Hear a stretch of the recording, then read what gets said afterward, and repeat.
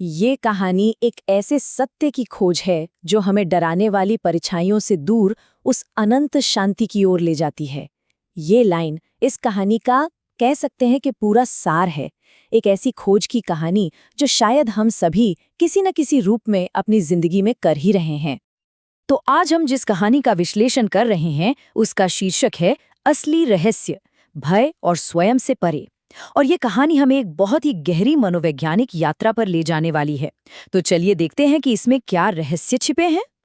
तो हमारी कहानी की शुरुआत होती है हिमालय की गोद में बसे एक छोटे से शांत गांव से। एक ऐसी जगह जो अपने अंदर एक बहुत पुराना और गहरा रहस्य छुपाए हुए है, शून्य गुफा का रहस्य। और इस रहस्य से टकराने के लिए हमारे सामने आते हैं नील। नील जो पेशे से एक मनोवैज्ञानिक हैं और वो तर्क और विज्ञान की दुनिया में जीते हैं। उनके लिए कोई भी रहस्य बस मन का बनाया हुआ एक भ्रम है, एक पहेली है जिसे लॉजिक से सुलझाया जा सकता है। अब गांव वाले इस शून्य गुफा के बारे में बहुत ही डरावनी कहानियां सुनाते हैं। कहते हैं कि जो भी इसके अंदर गया वो या तो पागल होकर लौटा या फिर कभी लौटा ही नहीं। अब देखिए, नील जैसे तर्कवादी मनोवैज्ञानिक के लिए ये सिर्फ एक अंधविश्वास नहीं बल्कि एक चुनौती है। और नील ये फैसला करते हैं कि वो इस मिथक के पीछे छिपे वैज्ञानिक सच को दुनिया के सामने लाकर रहेंगे। और बस यहीं से नील की असली यात्रा की शुरुआत होती है। और ये सिर्फ किसी पहाड़ पे चढ़ना नहीं है, नहीं, ये तो उसके अपने मन के अंधेरों में उतरने जैसा एक साहसिक कदम है। सोचे, सुबह सुबह धुंध है, ठंडक है और नील अकेला ही उस पहाड़ की चढ़ाई शुरू कर देता है। जैसे जैसे दोपहर होती है, हवा पतली होने लगती है और एक अजीब सा गहरा सन्नाटा छा जाता है। इतना सन्नाटा कि पंछियों की आवाज तक बंद हो जाती है।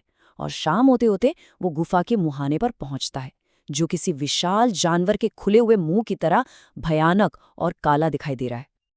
और जब वो गुफा के अंदर पहुंचता है तो वहां का नजारा और भी ज्यादा हैरान करने वाला है।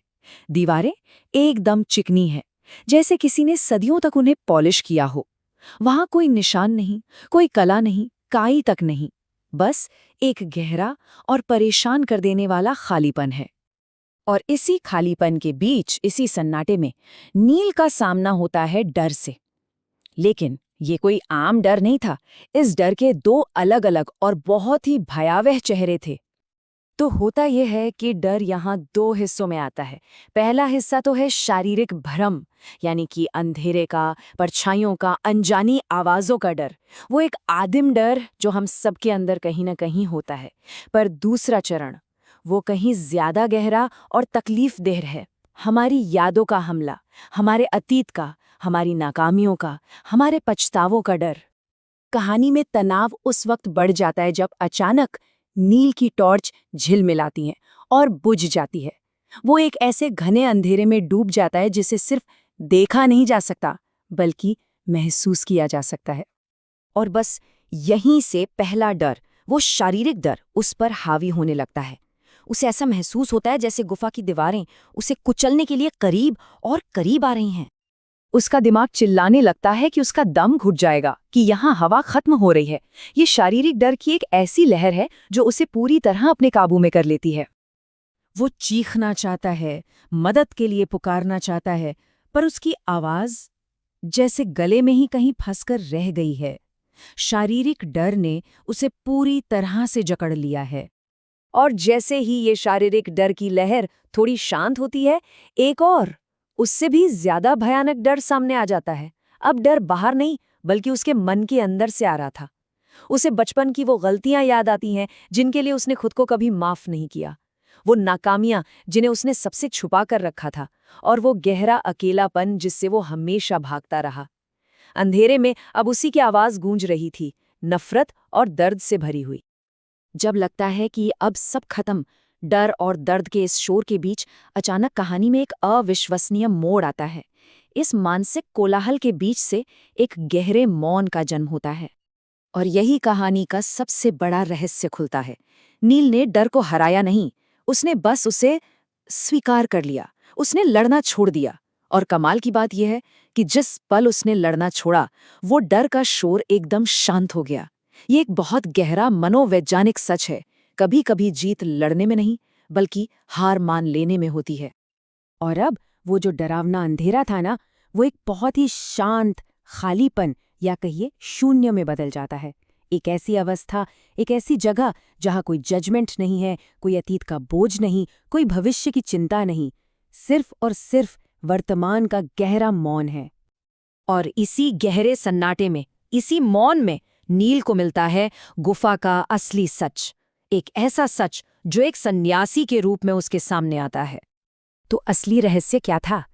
रहस्य गुफा में था ही नहीं, वो तो हर इंसान के भीतर है। हमारा सबसे बड़ा डर मौत नहीं, बल्कि खुद का सामना करना है, अपने मैं यानी ईगो का सामना। और जब कोई इस डर के पार निकल जाता है, तो जो बचता है वो है शुद्ध चेतना। तो इस अनुभव के बाद जो नील है वो पूरी तरह से बदल चुका है। ये एक तरह से उसका नया जन्म है। वो अब वो इंसान है ही नहीं जो गुफा में दाखिल हुआ था। जब नील गुफा से बाहर आता है तो उसे सूरज की किरणें पहले से ज्यादा चमकीली लगती हैं। दुनिया ज्यादा खूबसूरत नजर आती है। ये सिर्फ एक एहसास नहीं है, ऐसा लगता है जैसे उसकी आंखों पर से कोई पर्दा हट गया हो। देखिए बदलाव कितना गहरा है। पहले नील अकेलेपन से भागता था, डरता था, और अब उसे समझ आ गया है कि एकांत में ही असली जुड़ाव है पूरे ब्रह्मांड से। जो चीज पहले डर का कारण थी, अब वही शांति का जरिया बन गई है। और आखिर में पूरी कहानी का जो सार है वो इस एक लाइन में छिपा है, जहां भय समाप्त होता है वहीं से जीवन का वास्तविक प्रारंभ होता है। तो ये कहानी हमें एक बहुत गहरे सवाल के साथ छोड़ जाती है। अगर असली जिंदगी डर के खत्म होने के बाद ही शुरू होती है, तो वो कौन सा डर है जो हमें रोके हुए है? वो कौन सी गुफा है जिसके अंधेरे में उतरने से हम बचते हैं? सोचने वाली बात है।